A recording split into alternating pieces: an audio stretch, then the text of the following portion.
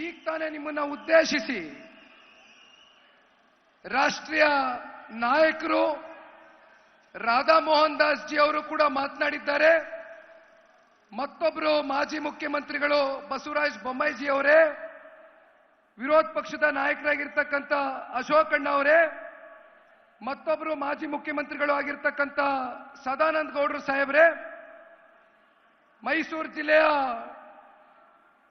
ಮಾಜಿ ಸಚಿವರು ಹಿರಿಯಕರು ಆಗಿರ್ತಕ್ಕಂಥ ಜಿಟಿ ದೇವೇಗೌಡರು ಸಾಹೇಬ್ರೆ, ಸಾರಾ ಮಹೇಶ್ ಅಣ್ಣ ಅವರೇ, ಎರಡು ಪಕ್ಷದ ಶಾಸಕ ಮಿತ್ರರೇ, ಸಂಸತ್ ಸದಸ್ಯರೇ, ವೇದಿಕೆ ಒಂದೇ ನಿಮಿಷ ಹೇಳಿ.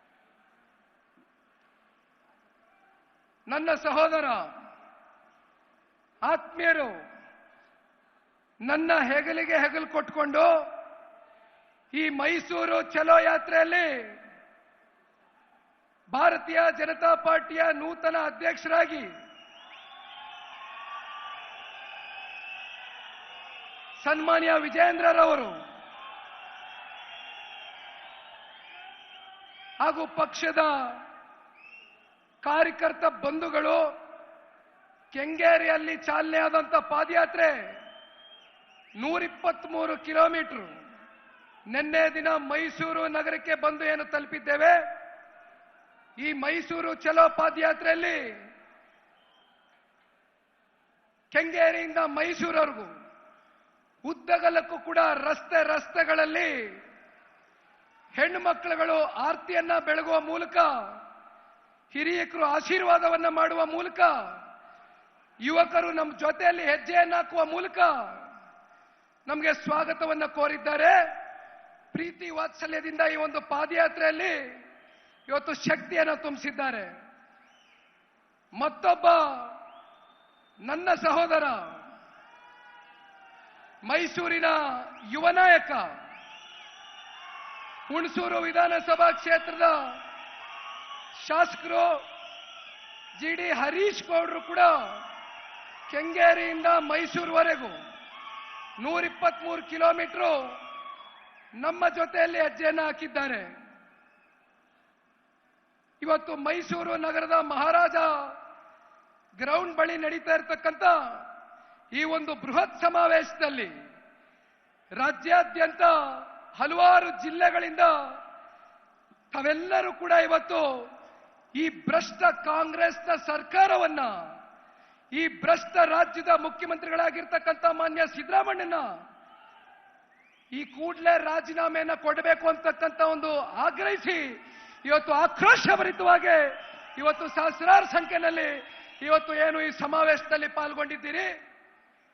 ಬಂಧುಗಳೇ, ಮೂಡದಲ್ಲಿ ಆಗಿರ್ತಕ್ಕಂಥ ಹಗರಣ ನೇರವಾಗಿ ಸಿದ್ದರಾಮಯ್ಯನವರು, ಅವರ ಕುಟುಂಬ ಯಾವ ರೀತಿ ಇವತ್ತು ಸುಳ್ಳು ದಾಖಲಾತಿಗಳನ್ನ ಸೃಷ್ಟಿ ಮಾಡುವ ಮೂಲಕ ಹಿಂದುಳಿದಿರ್ತಕ್ಕಂಥ ಸಮಾಜದ ಹೆಸರಲ್ಲಿ, ಅಹಿಂದ ಹೆಸರಲ್ಲಿ ಇವತ್ತು ಈ ರಾಜ್ಯದ ಮುಖ್ಯಮಂತ್ರಿಗಳಾಗಿರ್ತಕ್ಕಂಥ ಸಿದ್ದರಾಮಯ್ಯ ಅವರೇ ದಲಿತರ ಜಮೀನನ್ನ ಇವತ್ತು ಭೂ ಕಬಳಿಕೆ ಮಾಡಿ ಯಾವ ರೀತಿ ನಿಮ್ಮ ನಡೆಗಳು ಏನು ಅಂತಕ್ಕಂಥದನ್ನ ಇವತ್ತು ಈ ರಾಜ್ಯದ ಜನತೆ ಮುಂದೆ ಇವತ್ತು ತೋರಿಸಿದ್ದೀರಿ.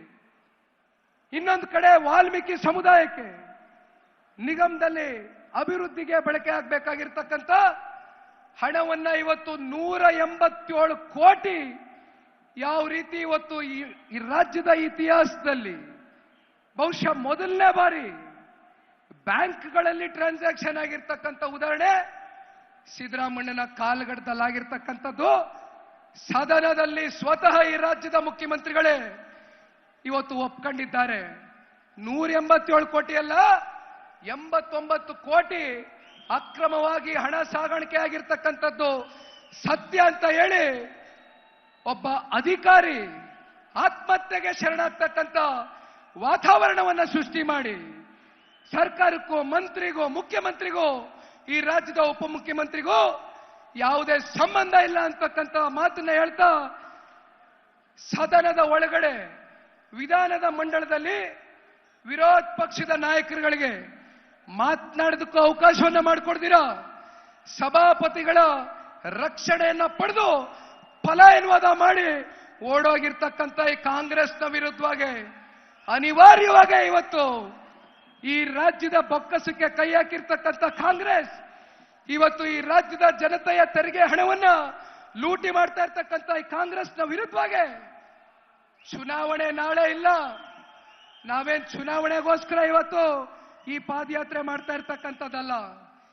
ಇವತ್ತು ರಾಜ್ಯದ ಜನತೆಯಲ್ಲಿ ಒಂದು ಜಾಗೃತಿಯನ್ನ ಮೂಡಿಸ್ತಕ್ಕಂಥ ಕೆಲಸವನ್ನ ವಿರೋಧ ಪಕ್ಷದವರು, ಭಾರತೀಯ ಜನತಾ ಪಾರ್ಟಿ, ಜೆಡಿಎಸ್ನ ಶಾಸಕ ಮಿತ್ರರು, ನಮ್ಮ ನಾಯಕರಾದಂಥ ಕುಮಾರಣ್ಣವರು, ಜೊತೆಯಲ್ಲಿ ಮಾಜಿ ಪ್ರಧಾನಮಂತ್ರಿಗಳು, ನಮ್ಮ ನಿಮ್ಮೆಲ್ಲರ ನೆಚ್ಚಿನ ನಾಯಕರಾದಂಥ ರೈತ ಮುಖಂಡರು, ಸದಾಕಾಲ ರೈತರಿಗೋಸ್ಕರ ಅವರ ಜೀವನವನ್ನೇ ಮುಡಿಪಿಟ್ಟಿರ್ತಕ್ಕಂಥ ನಮ್ಮ ಮಾರ್ಗದರ್ಶಕರಾಗಿರ್ತಕ್ಕಂಥ ಮಾನ್ಯ ದೇವೇಗೌಡರ ಸಲಹೆಯನ್ನ ಪಡೆದುಕೊಂಡು ಜನತಾದಳ ಪಕ್ಷ ಈ ರಾಜ್ಯದಲ್ಲಿ ಸ್ಥಾಪನೆ ಆಗಿರ್ತಕ್ಕಂಥದ್ದೇ ಹೋರಾಟದ ಹಿನ್ನೆಲೆಯಲ್ಲಿ.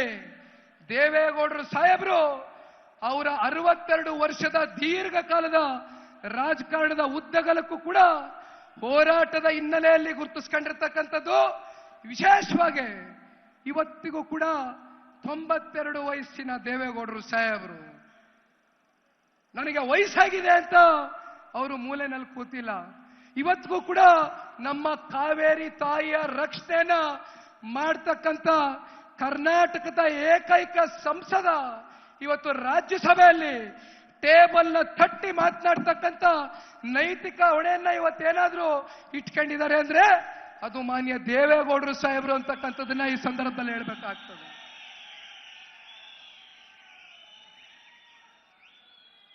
ಎರಡ್ 2006 ಮತ್ತೆ 2007ರಲ್ಲಿ ಜನತಾದಳ ಪಕ್ಷ ಹಾಗೂ ಭಾರತೀಯ ಜನತಾ ಪಾರ್ಟಿ ಕರ್ನಾಟಕ ರಾಜ್ಯದಲ್ಲಿ ಸಮ್ಮಿಶ್ರ ಸರ್ಕಾರವನ್ನ ರಚನೆ ಮಾಡಿದ್ರು. 20 ತಿಂಗಳ ಕಾಲ ಮಾನ್ಯ ಕುಮಾರಣ್ಣ ಅವರು ಕೊಟ್ಟಂತ ಜನಪರವಾದಂತ ಕಾರ್ಯಕ್ರಮಗಳು, ಯೋಜನೆಗಳು ಇವತ್ತಿಗೂ ಕೂಡ ಜನಗಳ ಹೃದಯದಲ್ಲಿ ಉಳಿದಿದೆ. ಅದಕ್ಕೆ ಕಾರಣ ಇಲ್ಲಿ ಕೂತಿರ್ತಕ್ಕಂಥ ಪುಣ್ಯಾತ್ಮ BS ಯಡಿಯೂರಪ್ಪ ಸಾಹೇಬರ ಒಂದು ಸಹಕಾರ, ಅಂದಿನ ಭಾರತೀಯ ಜನತಾ ಪಾರ್ಟಿಯ ಶಾಸಕ ಮಿತ್ರರ ಸಹಕಾರ ಅಂತಕ್ಕಂಥದನ್ನ ನಾವು ಮರೀಲಿಕ್ಕೆ ಸಾಧ್ಯ ಇಲ್ಲ.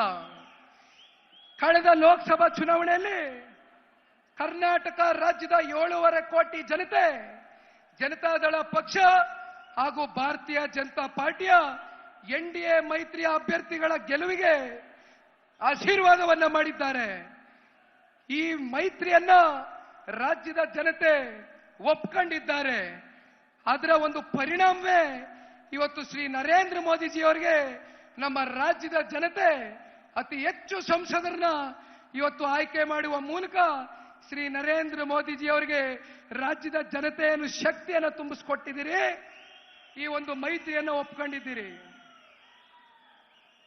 ಮುಂಬರ್ತಕ್ಕಂಥ ದಿನಗಳಲ್ಲಿ ಒಂದ್ ಕಡೆ ನನ್ನ ಸಹೋದರ ವಿಜಯೇಂದ್ರರವರು, ಒಂದ್ ಕಡೆ ನಮ್ಮ ಪಕ್ಷದ ಎಲ್ಲ ಹಿರಿಯ ಮುಖಂಡರು, ನಮ್ಮ ನಾಯಕರಾದಂಥ ಕುಮಾರಣ್ಣವರ ಆಶೀರ್ವಾದ, ದೇವೇಗೌಡರು ಸಾಹೇಬರ ಮಾರ್ಗದರ್ಶನ, ಇವೆಲ್ಲವನ್ನು ಪಡೆದುಕೊಂಡು ಅಣ್ಣ ತಮ್ಮಂದರ ರೀತಿಯಲ್ಲಿ 2006 ಮತ್ತೆ 2007ರಲ್ಲಿ ಯಾವ ರೀತಿ ಮಾನ್ಯ ಕುಮಾರಣ್ಣ ಅವರು, ಯಡಿಯೂರಪ್ಪಾಜಿಯವರು ಇಡೀ ರಾಜ್ಯ ಇವತ್ತು ಬೆಂತಟ್ಟತಕ್ಕಂಥ ಒಂದು ಸರ್ಕಾರವನ್ನ ಕೊಟ್ಟಿದ್ರು.